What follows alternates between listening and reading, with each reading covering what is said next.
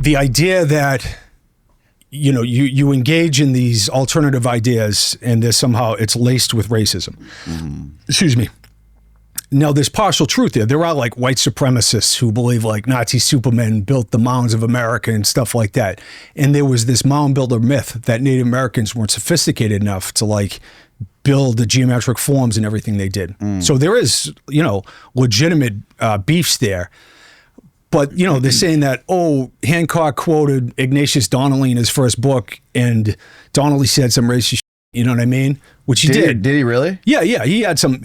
But all the scientists of the time, you wouldn't believe how freaking racist mainstream science was for the longest time, up into the 30s and the 40s. Right. You know, repulsive. I'd repeat them, but they're so, like beyond repulsive. But I don't take that and paint that, you know, modern day scientists and academics with that brush. It's like they've clearly gone another direction. So it sounds like a sound argument, like, oh, they're all racist, by Hancock looking for a lost civilization and saying maybe before the Inca there was another race or beings that showed up, and the claim is from kind of the male-dominated white left-wing cult of academia. Sorry, that sounds like, you know, harsh, but it's true, that you're trying to take away the accomplishments of these people. Right. But the reality is the Inca, the Aymara, they told the Spanish that the gods and the Viera coaches built these structures. There's clearly two forms of stonework in Peru. And it's not like, oh, you're stiff, you can't do this. It's like the native people are actually telling us there were two different eras, right? But then you go to Malta, and the Maltese, what are they, like Sicilian farmers who came over in 5800 BC, but they have legends of giants and gods at Gigantea. The Greeks are the same way. These old megalithic walls are built by the Cyclops. You go over to Ireland, and the Tuatha De Danann, these mythical beings with high technology who came from lost continents or islands in the Atlantic, are attributed with the making of Newgrange. So I'm not getting in a fist fight with Sully at a bar in Southie because I said, no, the Irish ancestors didn't do it. But it's a charged racist thing with these other cultures that aren't white, right? Like, and I'll go, so there you go. That's the scope of it. And I'm saying, like, it's all so stupid. It's all so dumb. I just had a genomics professor on here a couple days ago, and he was explaining how out of all like all the plants and other organisms that exist on this earth, we are the most homogenous one, meaning that like out of all, he studied all the human genomes, and our genomes are so similar, it's insane. There's so few variants from the blackest person in Africa to the whitest person in Finland. He said that all of the common ancestors of humans today came from like 10,000 humans. There was a bottleneck in humanity like tens of thousands of years ago, and he's saying that like we are so closely related. It's unbelievable. It's the binary system. It's left and right. You know, we should have like a 5-party system.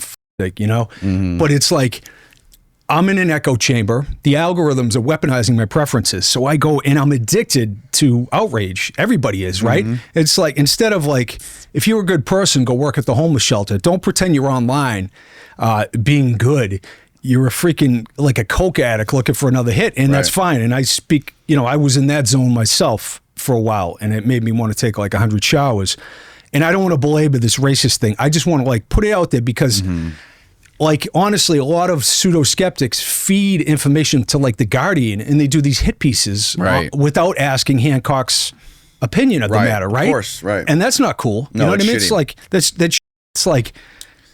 I also don't like what Flint did when he was on my podcast, where he said that people who purchase these on the antiquities markets are like doing a disservice to history, or like they should belong in museums. They shouldn't belong. He said that people who purchase these ancient Egyptian artifacts on the antiquities market are contributing to like a black market, or like contributing to cartels and this kind of stuff. And I don't buy that. That seems like a cop out. That seems like, I don't know what that is, but that doesn't seem like it's coming from a good place. One of my greatest teachers said, agenda makes you stupid.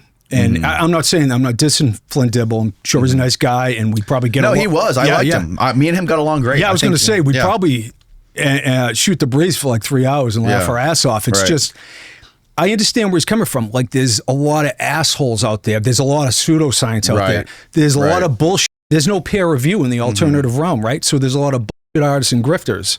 And there's a lot of well-intentioned people who get it wrong too, because it is not, their books, their presentations are not put up for peer review. They don't get critically analyzed. I could sit here and tell you, and they get these like softball like interviews with true believers and podcasts. So it's like, if I could spin you one side of a story and make myself appear to be the big hero who has all the answers. But if you objectively debate with someone, so, you know, Dibble's up against some real assholes who like denigrate him or they call for his job. And that's why I've like, man, it's vicious. It's vicious. The people that are against him online, it is like, it is the most extreme cult I've ever seen. And bingo. And, you know, the left wing is its own virtue signaling, DEI, ESG cult. Of course. And like if I say, oh, transgender, a man who transitions to a woman, I'm, like I said, a former coach, should not be allowed to participate in women's sports. That's like obvious. But I think like Congressman Seth Moulton just said that out of Massachusetts, and Tufts is going to stop doing business with them or something. It's like, it's crazy. That shit is like, so... A few years ago, you'd get kicked off social media for doing that, for dead naming somebody or... Exactly. And it's... If Trump's victory is a repudiation of all that, you know? And I like to think of myself as moderate. And I really feel like people got to understand the algorithms are weaponizing the preferences, and they're getting you addicted to outrage. Yeah. I mean, being a coach helped me. Like, I got conservative parents, I got liberal parents. They both want the best for the kids. It's like, I don't give a shit what you vote for. Right. Like, it's a different dynamic. But will you indulge me for a second to read a quote and hopefully put the racist thing to bed? Of course. This is what Vine Deloria said. He was a Lakota Sioux elder, voted by Time Magazine as one of the greatest religious thinkers of the 20th century. He's an author. He wrote Red Earth, White Lies. He was critical of kind of white mainstream archaeology and anthropology. And he actually organized a conference in 1999 in Washington State where he had all these elders share their indigenous wisdom about giants, which is very interesting as well. So people say, oh, this is a fairy tale, you know, giants or whatever. It's like, how can virtually every culture on Earth and almost every Native American tribe have these traditions of giants? And that's something maybe...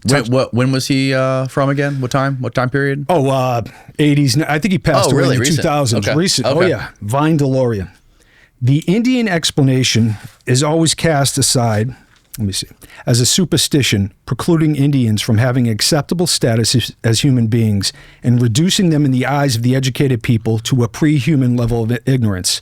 The stereotypical image of American Indians as childlike superstitious creatures permeates American society because Americans have been taught that scientists are always right, that they have no personal biases, and that they do not lie, which is... And a lot of indigenous scholars think the same way. It's like, you're dictating to us what we should believe. Because these ideas that the natives have are about floods, they're about giants, they're about lost civilizations, and they are a part of the belief system of the ideological enemy of science, which is religion and mythology, right? So it's like, I'm not going to yield an inch. So I'm going to make claims of racism where I kind of subtly and racistly do not listen to the traditions of indigenous people.